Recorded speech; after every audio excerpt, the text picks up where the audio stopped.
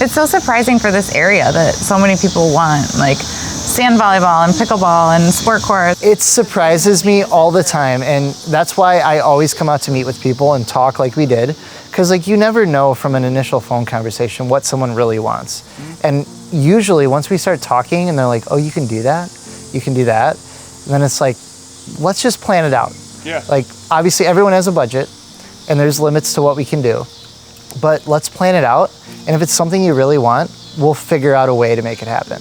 Whether it's a phased approach or value engineering certain aspects to get the things you really want, it's always possible. To me, that's why talking budget in the design process is so important. Because the last thing I would ever want to do is come to you guys and be like, here you go, your dream backyard.